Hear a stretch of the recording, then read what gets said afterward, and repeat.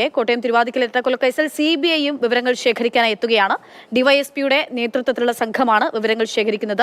വിജയകുമാറിന്റെ മകൻ ഗൗതമിന്റെ മരണം അന്വേഷിക്കുന്ന സംഘമാണിപ്പോൾ വിവരശേഖരണത്തിനായി എത്തിയിരിക്കുന്നത്. രഘുനാഥ് നാരായൺ വിവരങ്ങളുമായി ചേരുകയാണ്. രഘു, പോലീസ് നേരത്തെ സംസാരിച്ചപ്പോൾ ഗൗതമിന്റെ മരണവുമായി ബന്ധപ്പെട്ട് ഒരു തരത്തിലുള്ള ബന്ധവും ഉണ്ടാകാനുള്ള സാധ്യതയില്ല, ആ ചോദ്യം തന്നെ തള്ളിക്കളയുകയാണ് നേരത്തെ പോലീസ് ചെയ്തത്. പക്ഷേ CBI ആണ് കേസ് അന്വേഷിക്കുന്നത്. CBI എത്തുന്നു.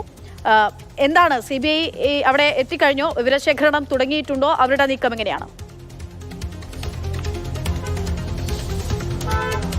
വിജയകുമാറിന്റെ മകൻ ഗൗതമിനെ മരിച്ച നിലയിൽ റെയിൽവേ ട്രാക്കിൽ നിന്ന് കണ്ടെത്തുകയായിരുന്നു. ഇത് സാധാരണ നിലയിലുള്ള ഒരു ആത്മഹത്യയാണ് എന്നുള്ളതായിരുന്നു കേരള പോലീസിന്റെ കണ്ടെത്തൽ. എന്നാൽ മകന്റെ മരണത്തിൽ സമഗ്ര അന്വേഷണം വേണമെന്നതിന്റെ ദുരൂഹത മാറ്റണം. കാരണം മഹസറിലടക്കം പോസ്റ്റ്മോർട്ടത്തിലടക്കം ആത്മഹത്യയല്ല, കൊലപാതകമാണെന്ന് തോന്നാൻ പറ്റുന്ന രീതിയിലുള്ള തെളിവുകൾ ഉണ്ടായിട്ടും കേരള പോലീസ് വേണ്ട രീതിയിൽ അന്വേഷണം നടത്തിയില്ല എന്ന് ചൂണ്ടിക്കാട്ടി വിജയകുമാർ ഹൈക്കോടതിയെ സമീപിക്കും. CBI അന്വേഷണം വേണമെന്നുള്ളതായിരുന്നു അച്ഛൻ്റെ ഹർജി. ആ ഹർജി പരിഗണിച്ച കോടതി CBI അന്വേഷണത്തിന് ഉത്തരവിടുകയായിരുന്നു. തിരുവനന്തപുരം യൂണിറ്റിനാണ് അന്വേഷണ ചുമതല. ഒരു മാസമേ ആയുള്ളൂ.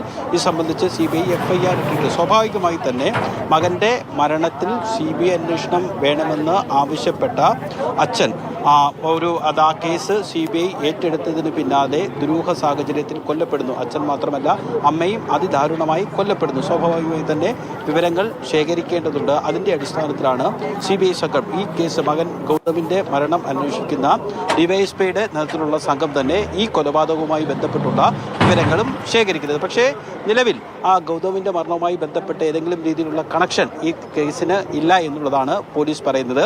ഏതെങ്കിലും രീതിയിലുള്ള വ്യക്തിവൈരാഗ്യമായിരിക്കാം. കാരണം ഈ കൊലപാതകത്തിന് അല്ലെങ്കിൽ കൊലപാതകം ചെയ്ത രീതി എന്ന് പറയുന്നത് ഏതെങ്കിലും രീതിയിലുള്ള ക്രിമിനൽ പശ്ചാത്തലമുള്ള അല്ലെങ്കിൽ കൊലപാതകം ചെയ്തിട്ടുള്ള ഏതെങ്കിലും കൊട്ടേഷൻ ക്രിമിനൽ സംഘങ്ങൾ പോലെ ചെയ്തതൊന്നുമല്ല.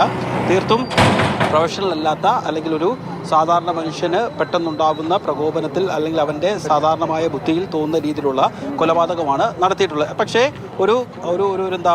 ഒരു സംഭവം അതിദാരുണമായിട്ടുള്ള കൊലപാതകം നടന്നിരുന്നു. അന്ന് മാത്രവുമല്ല, മകൻ്റെ മരണത്തിൽ സമഗ്ര അന്വേഷണം ആവശ്യപ്പെട്ട് നിയമപോരാട്ടം നടത്തിയ ഒരു അച്ഛൻ്റെ മരണമാണ്. അതുകൊണ്ട് തന്നെ സ്വാഭാവികമായി തന്നെ ആ കേസ് അന്വേഷിക്കുന്ന ഏജൻസിയും കാര്യങ്ങൾ ശേഖരിക്കുക അല്ലെങ്കിൽ വിവരങ്ങൾ തേടുക എന്നുള്ളതൊരു സ്വാഭാവിക നടപടിക്രമമാണ്. സെൻട്രൽ ബ്യൂറോ ഓഫ് ഇൻവെസ്റ്റിഗേഷൻ ഉദ്യോഗസ്ഥർ ഇപ്പോഴിതാ കോട്ടയത്തേക്ക് എത്തിയിരിക്കുന്നു. CBIയും കോട്ടയത്തേക്ക് എത്തുകയാണ്. ഗൗതമിന്റെ അത് മരണമല്ല, കൊലപാതകമാണ് എന്നുള്ളതാണ് ഒടുവിലത്തെ കണ്ടെത്തൽ. അതിന് പിന്നാലെ CBI ആണ് കേസ് അന്വേഷിക്കുന്നത്. CBI ഇപ്പോൾ കോട്ടയത്തേക്ക് എത്തിയിരിക്കുന്നു. പക്ഷേ ഇതുമായി ബന്ധമില്ല എന്നുള്ളതാണ് പോലീസ് നൽകുന്ന ഒരു ആദ്യഘട്ടത്തിലെ വിവരം എന്ന് പറയുന്നത്. എന്തായാലും കൂടുതൽ അന്വേഷണം അവിടെ നടന്നുകൊണ്ടേയിരിക്കുകയാണ്. രഘുവും ഷിനോജുമാണ് വിവരങ്ങൾ നൽകുന്നത്.